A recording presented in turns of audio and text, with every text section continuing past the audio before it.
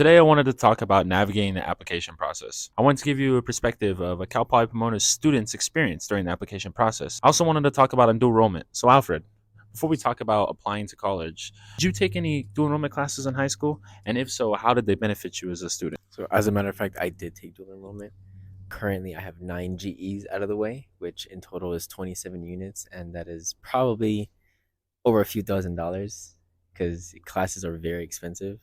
So, if you do have dual enrollment and if your high school does offer that, I would highly suggest to take advantage of that because it is something that I was not thinking of doing, but then in the end, I realized how much it benefited me, and I'm really proud that I actually did dual enrollment. I mean, that's great to hear, Alfred. Me, myself, I did not take advantage of dual enrollment. I definitely regret not doing so. I could see that it has benefited you in great ways.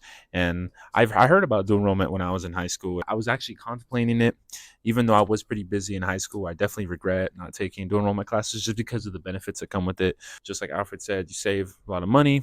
You get to catch up on college credits. So when you come into college, you're already ahead, especially if you're in a very high unit degree, as in like engineering or a science degree. So you could actually be on track to finish sooner. I recommend you guys to take advantage of those. And the best part about dual enrollment is that the classes are free. Yeah, that was another benefit is you don't have to pay out of pocket compared to actual college classes, which thankfully, as I already mentioned before, they've saved me thousands of dollars upon my college career. So yeah. Speaking about taking advantage of reminders and opportunities, let's talk about the application process here at Cal Poly Pomona.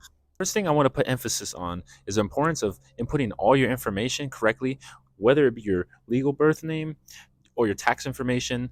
And the information you put on your application process should match the FAFSA application exactly word for word. This will help with any discrepancies, whether it comes to getting accepted to Cal Poly Pomona or getting your financial aid money. And it could be as simple as a little mistype. And that's something you definitely would not want to happen because that could prolong your application process. Going from that, I actually had a similar experience when it came to misputting my information. On my FAFSA, it said my mailing address was at my Nino's place in LA when I lived in a completely separate city. Fortunately, I did not have access or was even able to see how much financial aid I was getting because of the two different addresses.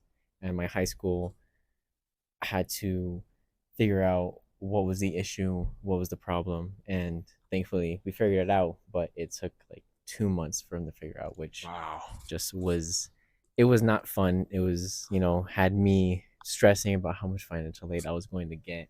But I mean, in the end, Yeah. like all you have to do is just make sure all the information is the same, because even just a simple letter, a misunderstanding can really mess up the system on you getting your information. For community college students, the application process will be similar to a first time freshman.